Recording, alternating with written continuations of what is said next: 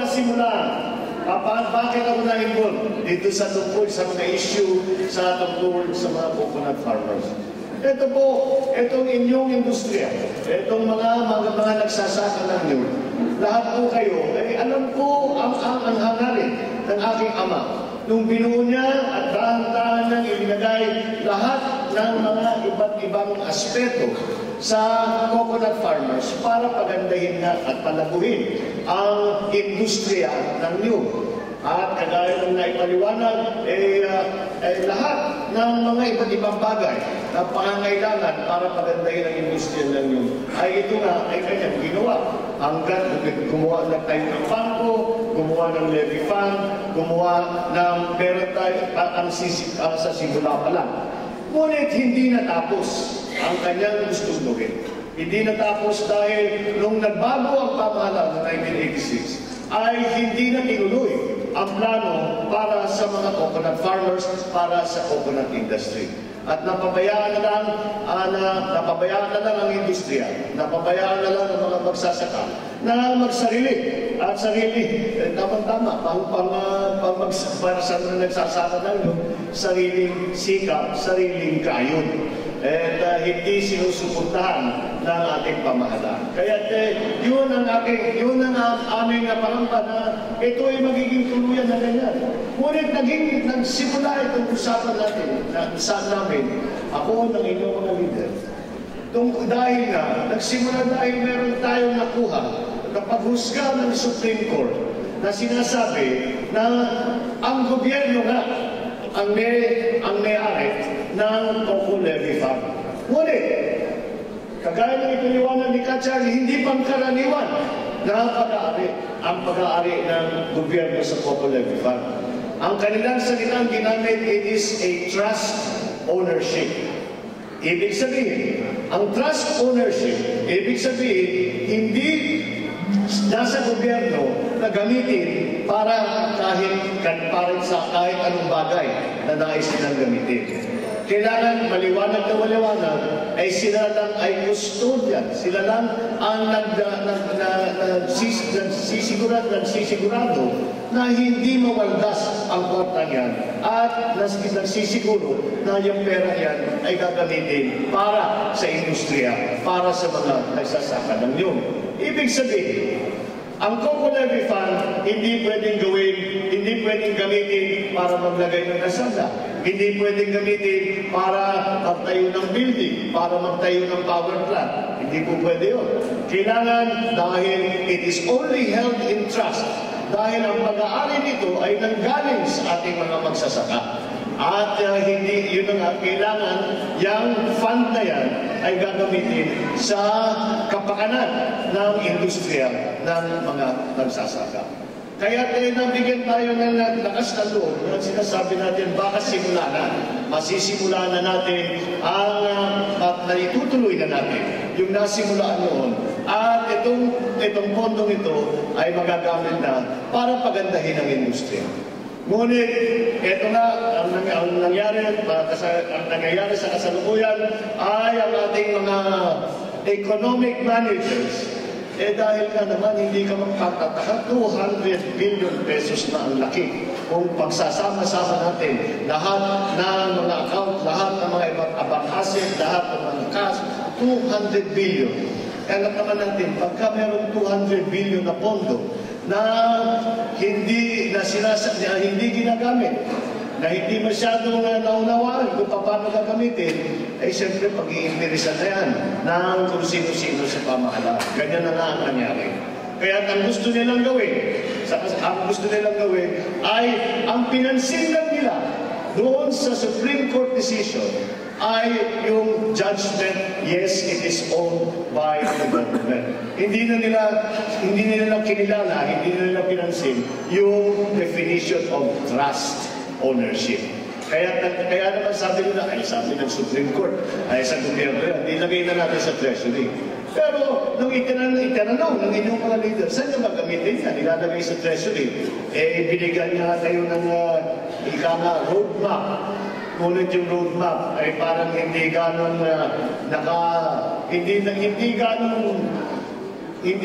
iniisip ang industriya ng niyog, hindi kang iniisip ang mga nagsasaka ng niyog, kung hindi hinahanapan lang ng pondo para gamitin sa iba't ibang bagay. Ganun ang mga nangyayari at mabuti naman pinaglaban ng inyong mga leader na kahit paano ngayon ay kinikilala na at nakikita na ng hindi lamang ng mga justice of the Supreme Court, hindi lamang ng mga matataas na leader sa pamahalaan, kung hindi pati ang ating mga iba't ibang kongresista, ang ating iba't ibang senador. Dahil magpapatuloy natin itong gagawin natin. Ano ang dapat natin gawin? Ang dapat natin gawin ay itong pondo ay lagyan na natin ng isang organisasyon. Ang tinatawag na pinopropose ng inyong mga leader ngayon ay isang foundation, ang namamahala dito sa pondo ng Coco Levy Fund. At siya ang magiging manager ng pera yun.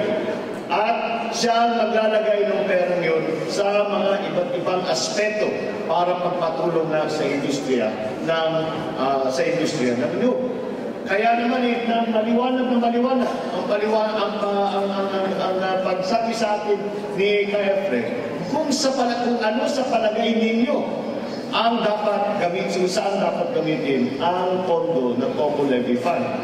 At hindi nakakapagtaka na yung roadmap na tinatawag ng ating pamahalaan para doon sa Coco Levy Fund ay kanilang ginawa na hindi nagkukonsulta sa inyo, hindi nagkukonsulta sa industriya, hindi nagkukonsulta. Parang mas alam pa nila kaysa sa inyo kung anong gagawin sa pera ninyo. Hindi naman tama yun. Kaya nga, nung nakita nila yung roadmap, nagulat sila. Hindi naman ito tugon sa mga problema ng ating mga farmers. Hindi naman ito, parang hindi sila nakinig. So kung ano ang mga pangangailangan. Hindi nila iniisip kung ano ang kailangan gawin, ano ang kailangan ponduhan para pagandahin at palaguhin at pasiglahin ang industriya ng niyog. Kaya ginawa si Kayafre na ipinaliwanag sa atin kanina na tungkol na sa mga roadmap. At ano yung kanyang sinasabi? Tulungan natin ang mga farmer. Taasan natin yung insurance nila, yung life insurance nila. At malaki naman ang pera, kaya-kaya naman dun sa pondo. Bakit? Ang sinasabi nila, dadalhin ko saan?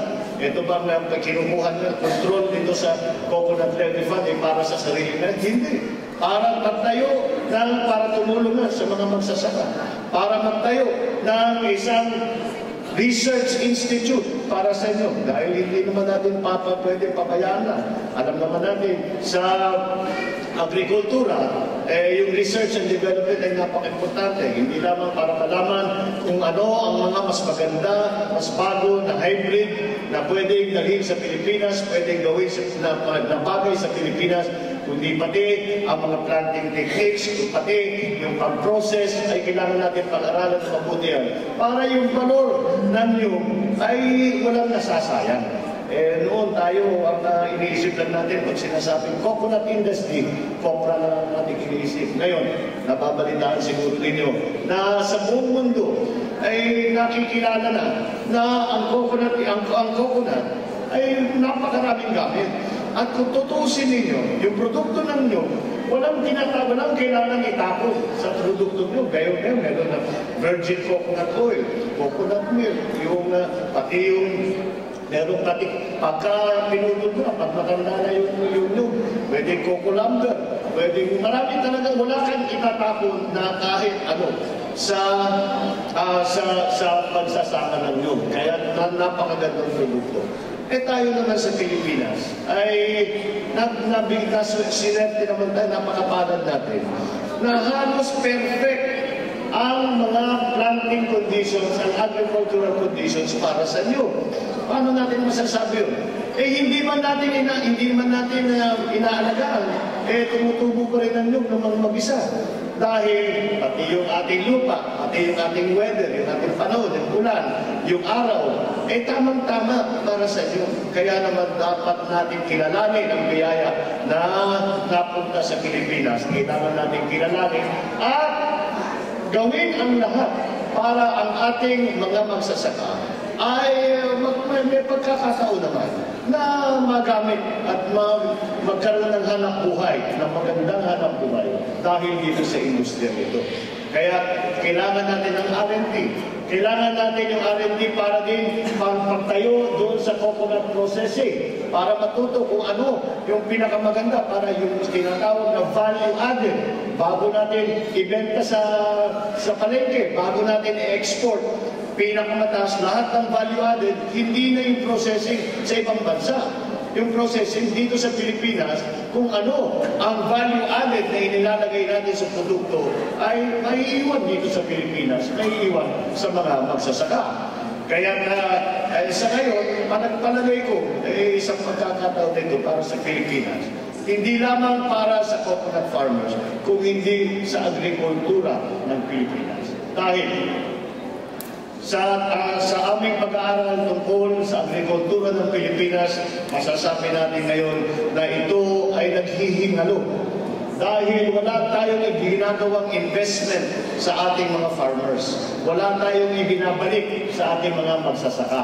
Hindi nagkukulang ang suporta ng gobyerno sa ating magsasaka. At kaya naman, sa dami ng mga statement na ating naririnig na tayo ay magiging self-sufficient sa bigas, ay anong balita ang nakukuha natin bawat taon ay padagdag ang importation natin sa Pilipinas ng bigas. Kahiya-hiya, iisipin natin na tayo dating rice exporter, tayo ngayon ang pinakamalaking rice importer sa buong mundo. Paano na yun nangyari yun? Nangyari yun dahil sa kakulangan ng suporta ng pamahalaan sa ating mga magsasaka. Kasama na rin dyan kayong mga nagsasaka ng niyog. Kaya naman, ito ay aming pinaglalaban ngayon. Sinasabi, hindi lamang dahil kaibigan mo ang inyong mga leader, hindi lang dahil nag-usap tayo at nakapag-consultation tayo. Dahil ito ay napakalaking pag-asa para sa ating bansa. Kung mapaganda natin ang industriya ng mga industriya ng nyo, coconut industry, kung ating matulungan at masuportahan ng mabuti sa pamamagitan ng mga research and development, sa pamamagitan ng credit, sa pamamagitan ng suporta ng gobyerno, sa pag-market, sa pag-export, sa pagpatayo ng mga processing center, kung maaari natin gawin, makikita natin tayo ay magiging world leader dito sa pag-export ng mga produkto ng niyog. Yan ang ibinigay na pagkakataon sa atin. At yan ang dapat natin tingnan ng mabuti, pag-aralan ng mabuti. At nandito naman lahat ng aspeto na kailangan natin para gawing ganun ka-importante, ganun kalaki, ganun kasigla ang industriya. Kaya ngayon ay lahat ng mga ginagawa, kaya may si Katsyati magandang kanyang paliwanag, na kahit na sinabi na ng Supreme Court ay hindi po pwede yung gagawin ninyo, ay pinapalitan nila ang sistema at sinusubukan nila na idaan pagsulat ng isang batas. At nandito kaya naman ay sinabi ko sa kanila, madali naman siguro makausap natin ang mga iba't ibang ating mga legislator, maipaliwanag lang natin ang mabuti kung ano ang nagiging epekto nitong mga sinusubukan at pinag-iinteresan ng Coco Levy Fund at gagawin, lalagay sa treasury. Yung treasury, kumbaga, yan ang savings account ng gobyerno. Ngayon, pag may savings account ka, kahit anong gusto mong gawin doon sa savings account na yun, ay maaari mong gawin. Ang problema ay hindi mo matitiyak na pupunta sa industriya. Hindi mo matitiyak na pupunta sa mga magsasaka. Kaya kailangan natin ipilitin at idiin na trust ownership. Dahil pag sinabi, ako ang may-ari ng isang savings account in trust for. Ibig sabihin, hindi ko pwedeng kunin ang pera yan at ipulsa. Ibig sabihin, kailangan mong gamitin yung pera yan para lamang tulungan kung sino man ang trustee. Kayo ang trustee ng Coco Levy Fund. Kayo ang dapat na nagsasabi kung saan dapat gamitin yan. Kung kayo may pangangailangan, dito sa inyo, dito para sa inyo ito. Ganun ang dapat natin hindi. Kaya sa pamamagitan na pagsulat ng bagong batas, ay sinasabi, baka sinusubukan nila, mapaligiran ng Supreme Court at sabihin, o sige, kahit ang gano'n ang judgment sa Supreme Court, may batas na kami.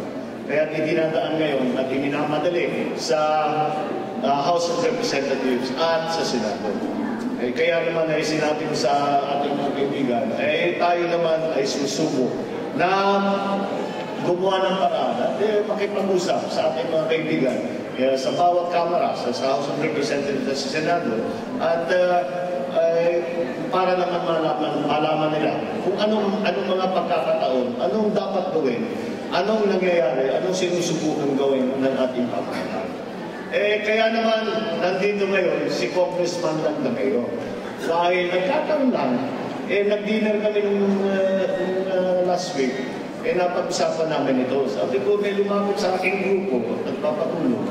Dahil nga, ganito ang nangyayari. Meron na trust the decision ng Supreme Court, na trust ownership, ganito. Ngunit, ay ang ginagawa ng gobyerno, sinabi lang basta, sabi ownership, amin.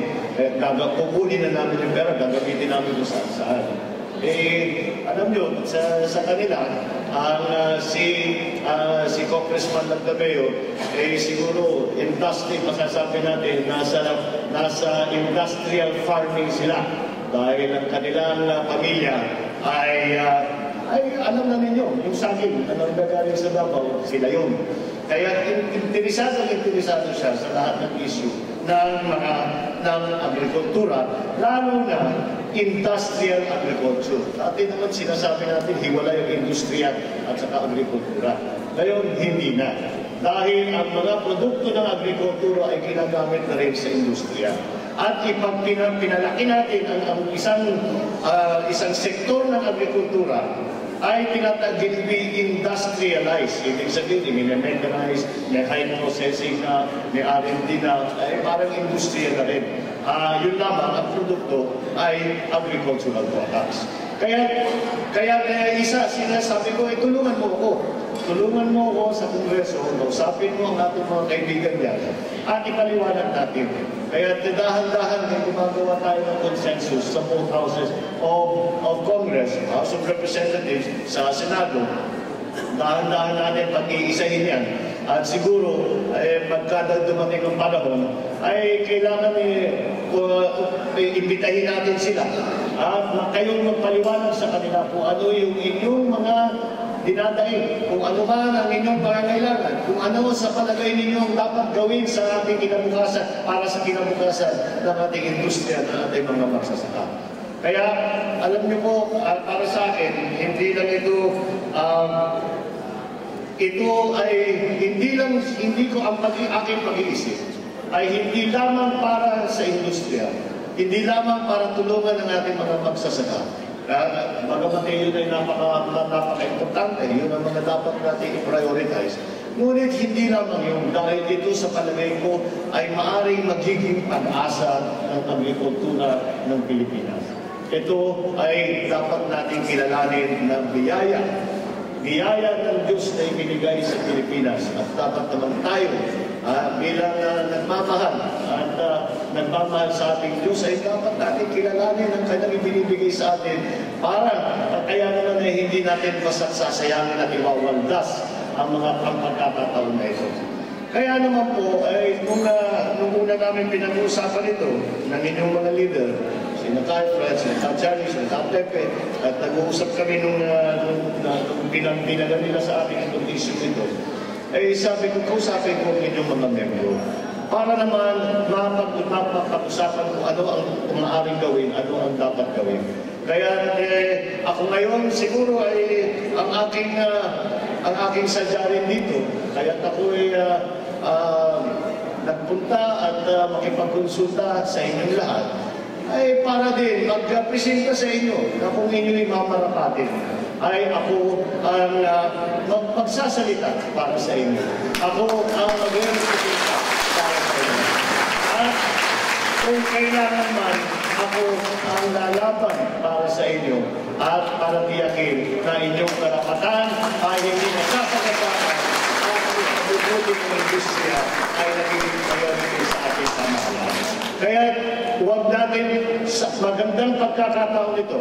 Ang sinasabi ng mga ating kaibigan na Chinese, sinasabi nila, ang danger is the same as opportunity. So meron tayong nakikitang peligro. Dahil na kinukuha sa inyo ang Popular Fund. Ngunit, dyan sa peligrong yan, meron tayong dapat hanapin na pagkakataon. Palagay ko, pagkakataon din ito na ulit na pakilala at ipaalam sa buong bansa na merong industriya sa Pilipinas na kaunti lang ang tulong na kinakailangan, kaunti na lang ang gagawin, ay ito ay magiging industry leader, hindi lamang sa Asia, hindi lamang sa Pilipinas, kundi sa buong mundo. Kaya itong pagkakataon na ito, ang dapat natin laging isipin, lagi natin hanapin, lagi natin gawa ng paraan kung paano natin maabot yung ating pangarap na yan.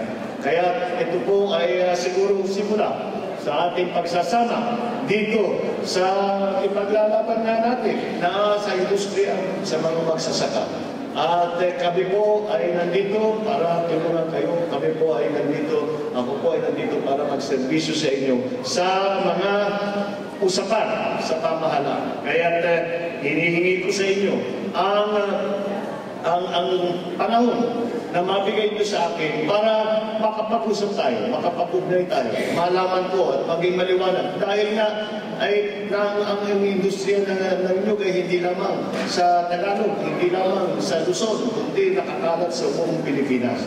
At kung makikita ninyo, kahit pagkailan sa ating dyan, kung ikaw ililipad sa taas ng Pilipinas, wala kang makikita ibang bagay, wala kang makikita tao, wala kang makikita ibang halaman, ang makikita mo, nyug. Dahil nga, ito ay binigay sa atin at hindi natin dapat sayangin. Kaya sa tulong ninyo at sa suporta ninyo, asahan po ninyo na ako po ay nandyan upang tagapagsalita ninyo, upang ipaglaban ang inyong karapatan upang tulungan ang industriya nang sa ganon masasabi natin yung ating dapat gawin bilang mga samagsasaka ng nyug na paahunin ang agrikultura ng Pilipinas ay atin ang pakamit. Sana sa tulong ninyo ay mangyari na ito sa lalong madali.